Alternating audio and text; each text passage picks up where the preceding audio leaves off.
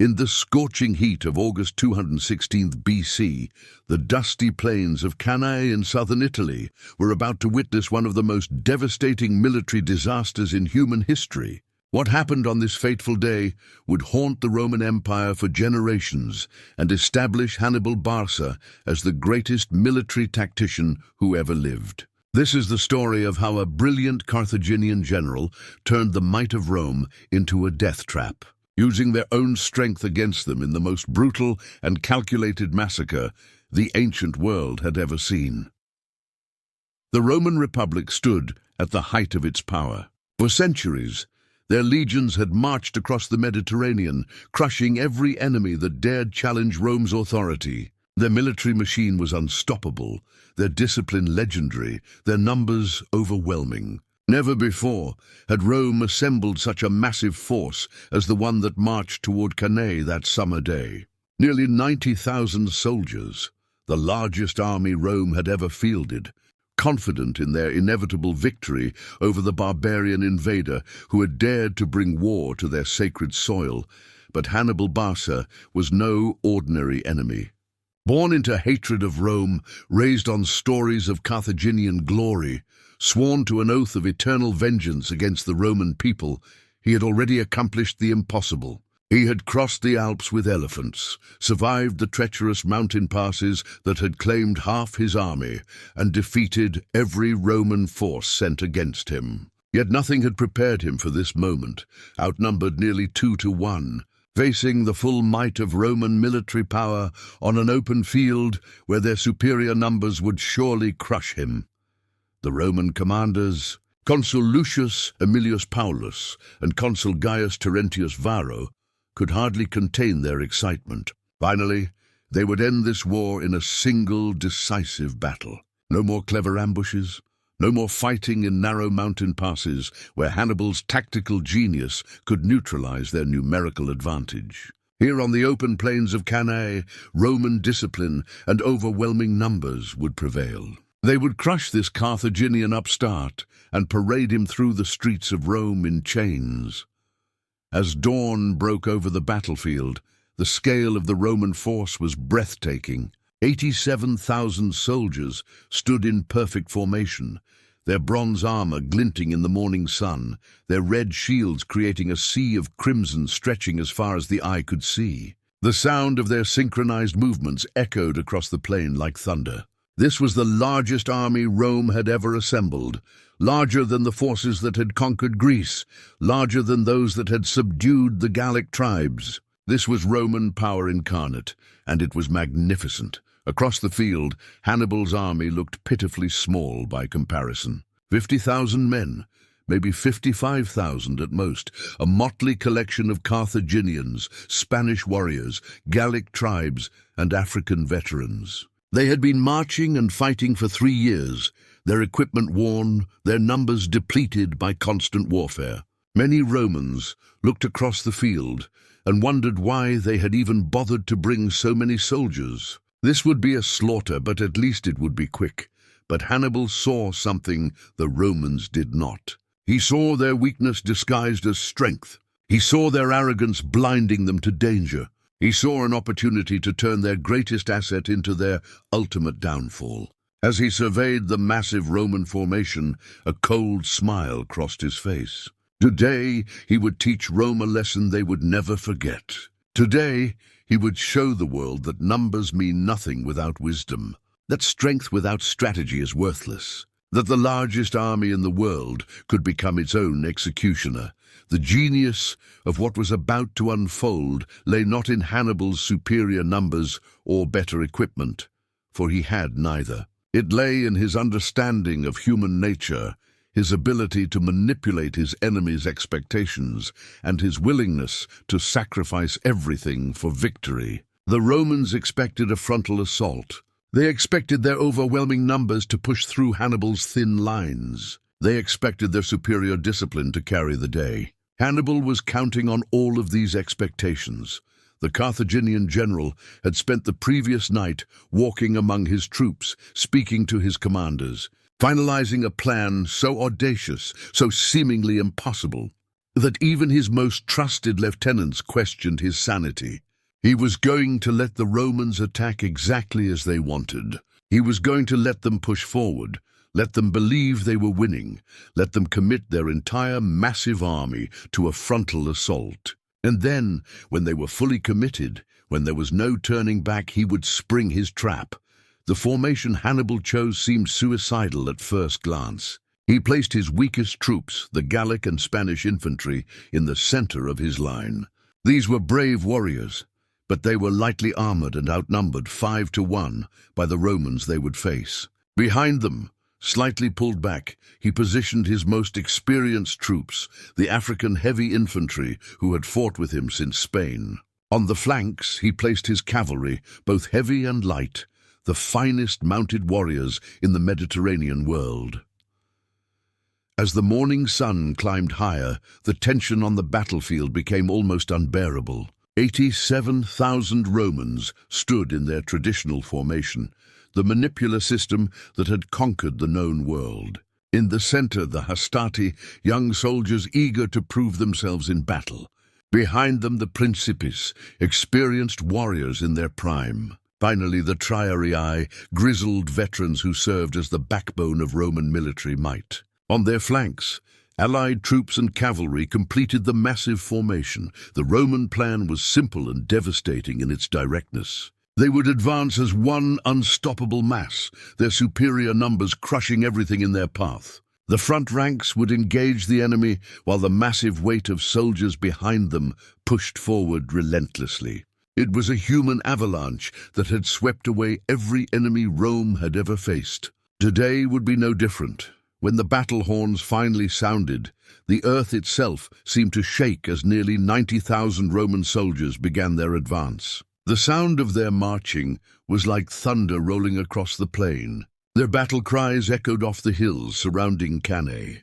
Their weapons gleamed in the sunlight as they moved forward in perfect unison, a sight so magnificent and terrifying that some of Hannibal's troops began to waver, but Hannibal remained calm, watching from his position behind his army as the Roman juggernaut approached. Everything was proceeding exactly as he had planned.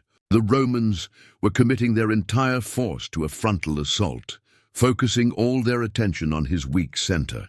They could see his Gallic and Spanish troops beginning to give ground, and their confidence soared. Victory seemed within their grasp. The first clash between the armies was deafening. Bronze crashed against bronze as thousands of soldiers met in deadly combat. The Gallic and Spanish warriors in Hannibal's center fought with desperate courage, but they were hopelessly outnumbered. Slowly, inevitably, they began to fall back under the relentless Roman pressure. The Roman soldiers pushed forward eagerly, sensing victory, their officers urging them on as they drove deeper into enemy territory. What the Romans did not realize was that this retreat was entirely deliberate. Hannibal had ordered his center to give ground slowly, drawing the Roman army deeper into his formation. As the Gallic and Spanish troops fell back, the Roman army naturally began to form a wedge shape, their front ranks pushing forward faster than their rear ranks could follow. The massive Roman formation, once a perfectly organized rectangle, was becoming elongated and unwieldy. Meanwhile, on the flanks, a different battle was taking place. Hannibal's cavalry, led by the brilliant Hasdrubal, launched devastating attacks against the Roman horsemen. The Roman cavalry had never been their strongest asset, and they were no match for the seasoned Carthaginian and Numidian riders who had been fighting together for years. One by one, the Roman cavalry units were broken and scattered, leaving the flanks of the massive Roman army completely exposed. Still, the Roman infantry pushed forward, convinced they were on the verge of victory. Their officers could see Hannibal's center crumbling before them. Just a little more pressure, a little more force, and the entire Carthaginian army would collapse. They drove their soldiers forward with increasing desperation, not realizing they were walking directly into the most sophisticated trap in military history.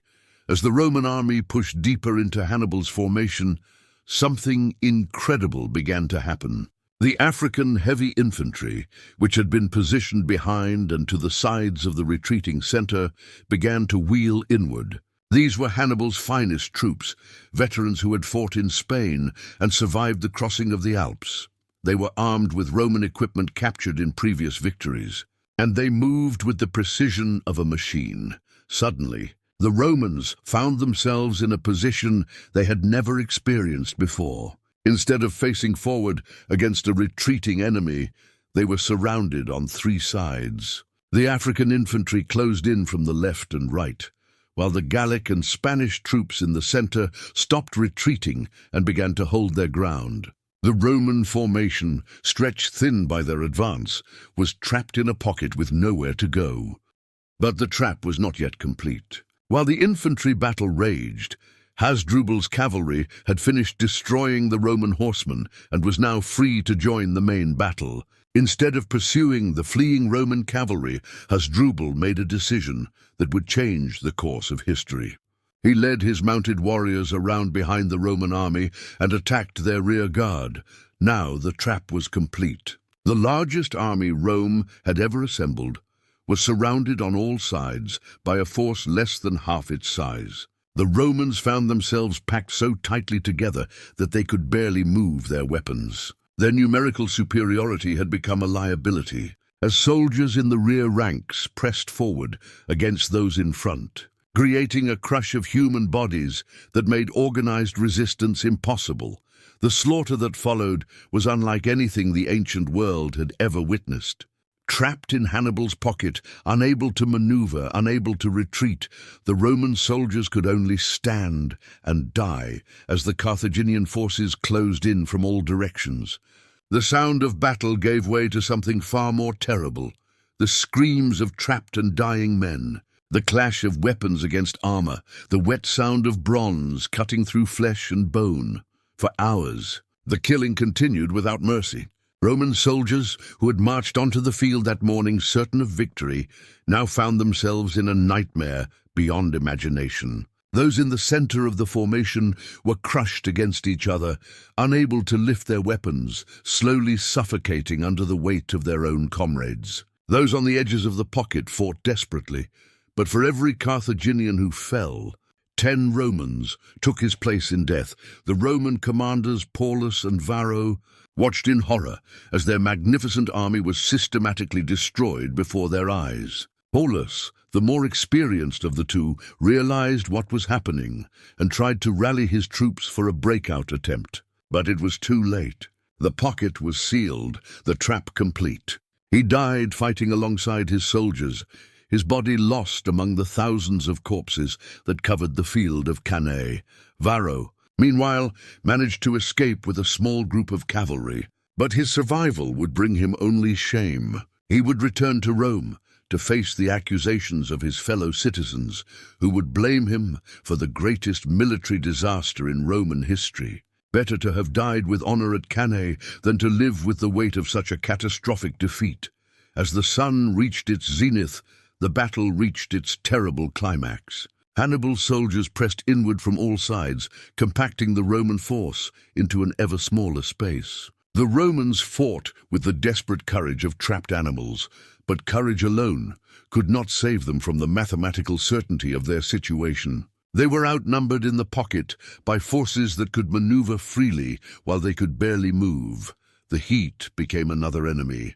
Packed together under the blazing Mediterranean sun, wearing heavy bronze armor, many Roman soldiers began to collapse from exhaustion and dehydration even before they were struck by enemy weapons. The air grew thick with dust and blood, making breathing difficult. The stench of death began to permeate the battlefield as bodies piled upon bodies in the shrinking Roman formation, yet still they fought. Roman military discipline, hammered into every soldier from his first day of training, held even in this impossible situation. Officers continued to shout commands that could barely be heard over the din of battle. Soldiers maintained their formation even as their comrades fell around them. Standard bearers held their eagles high, even as the circle of death contracted around them.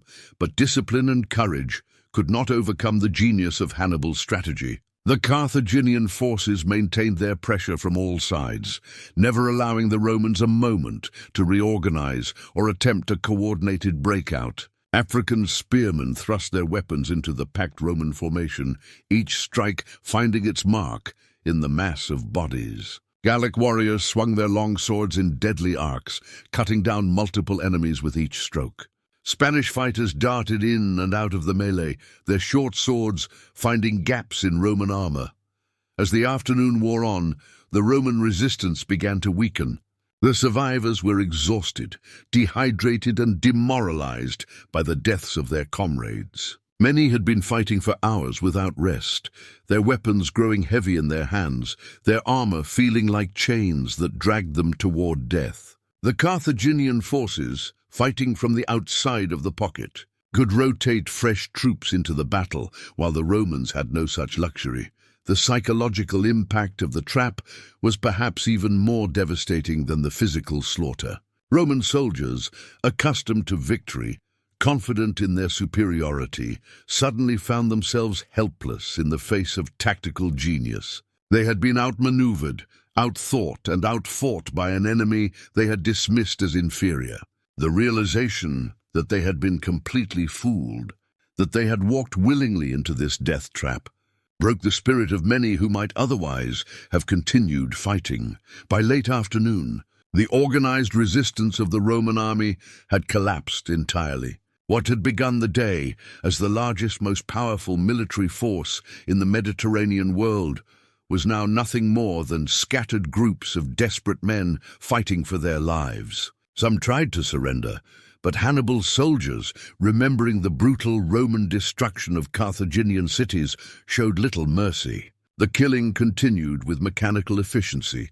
The cavalry, having completed the encirclement, now began the grim work of preventing any Romans from escaping the slaughter. Asdrubal's horsemen rode down fleeing soldiers with ruthless efficiency, their lances and swords cutting down men who had thrown away their weapons and were running for their lives. The few Romans who managed to break out of the main pocket found themselves facing fresh cavalry units that herded them back toward the center of the killing field. As the sun began to sink toward the horizon, the scale of the catastrophe became clear. The field of Cannae was carpeted with Roman corpses, their red shields and bronze armor creating a mosaic of death that stretched for miles. The famous Roman eagles, symbols of imperial power and military glory, lay trampled in the dust alongside the men who had carried them. Rivers of blood flowed between the bodies, turning the dusty plain into a crimson marsh. The few Roman survivors who remained alive were beyond exhaustion, many wounded, all of them psychologically shattered by what they had witnessed. Some sat among the corpses of their comrades, staring into space with the blank eyes of men whose minds had snapped under unbearable pressure. Others wept openly for friends and brothers who would never return to Rome. A few continued to fight with the mechanical movements of men who had lost all hope but retained their training. But even these final remnants of resistance were doomed. As darkness began to fall, Hannibal's soldiers moved through the battlefield like grim reapers, finishing off the wounded and hunting down the last survivors. The sound of individual combat echoed across the field as small groups of Romans made their final stands, selling their lives as dearly as possible in hopeless last battles. When dawn broke the next morning, the silence was deafening. Where once 87,000 Roman soldiers had stood in proud formation, now only corpses remained. The largest army Rome had ever assembled had been completely destroyed by a force barely half its size. Of the massive Roman force, fewer than 15,000 men survived, and most of those were wounded or captured. It was a level of military destruction that seemed almost impossible to comprehend. The strategic implications of the victory were staggering. In a single day, Hannibal had eliminated nearly 1/8 of Rome's entire male population of military age. He had killed more Romans in one battle than they had lost in decades of previous conflicts. The cream of Roman society, including numerous senators, nobles, and military leaders, lay dead on the field of Cannae. The psychological impact on Rome would be even more devastating than the physical losses. Hannibal himself walked among the corpses that evening, surveying the results of his tactical masterpiece. The man who had sworn eternal hatred of Rome had just delivered the most crushing defeat in Roman history. His officers urged him to march on Rome immediately, to capitalize on this incredible victory while the city was defenseless and demoralized. But Hannibal, perhaps understanding that destroying Rome's army and conquering Rome itself were two different challenges, chose to consolidate his gains instead. The news of the disaster reached Rome several days later, carried by the few survivors who had managed to escape the slaughter. The city erupted in scenes of unprecedented grief and panic. Families mourned sons, fathers, and brothers who would never return. The Senate, stripped of many of its members, struggled to maintain order as citizens demanded explanations for the catastrophic defeat. Some spoke of surrendering to Hannibal, of negotiating peace terms before he arrived at the gates of Rome. But Rome would not surrender. Instead, the disaster at Cannae became a turning point in Roman character, forging a determination that would eventually lead to victory in the Second Punic War. The city that had lost nearly 90,000 of its finest soldiers in a single day would raise new armies, learn from its mistakes, and ultimately defeat the man who had humiliated them so completely. The seeds of Hannibal's eventual defeat were perhaps planted in the very completeness of his victory at Cannae. The battle became a legend that would echo through history for over 2,000 years. Military commanders from Napoleon to Rommel would study Hannibal's tactics, seeking to understand how such a complete victory had been achieved against such overwhelming odds. The double envelopment maneuver executed at Cannae would become known as the perfect battle, the gold standard by which all other tactical victories would be measured. But for the families in Rome, who received news that their loved ones would never return, Cannae was not a lesson in military tactics. It was a personal tragedy of unimaginable proportions. The battle had orphaned thousands of children, widowed thousands of women, and left entire neighborhoods empty of their young men. The social fabric of Roman society was torn apart by the magnitude of the losses. The psychological impact of Cannae extended far beyond Rome itself. Throughout the Mediterranean world, kingdoms and city-states that had trembled before Roman power suddenly saw the Republic as vulnerable. Some of Rome's allies defected to Hannibal, believing that backing the winner of such a decisive victory was their best hope for survival. The balance of power in the ancient world shifted dramatically in the space of a single day. Yet perhaps the most remarkable aspect of the Battle of Cannae was not the victory itself, but what it revealed about the nature of warfare and leadership. Hannibal had proven that superior numbers meant nothing without superior strategy. He had shown that understanding your enemy's psychology was more important than understanding their tactics. He had demonstrated that the greatest victories often come from accepting temporary weakness in order to exploit permanent strength. The Roman soldiers who died at Cannae were not cowards or incompetents. They were professional warriors, disciplined and experienced, fighting for what they believed was the greatest military power in the world. Their defeat was not due to any personal failing, but to the tactical genius of their opponent. They had been outthought and outmaneuvered by a commander who understood warfare at a level they could not match. As night fell over the battlefield that August evening in 216 BC, Hannibal Barca had achieved something that seemed impossible just hours before. With an army of 50,000 men, he had completely destroyed a Roman force of nearly 90,000. He had turned Rome's greatest strength, the size of their army, into their ultimate weakness. He had written his name into the history books as the architect of the most perfect tactical victory the world had ever seen.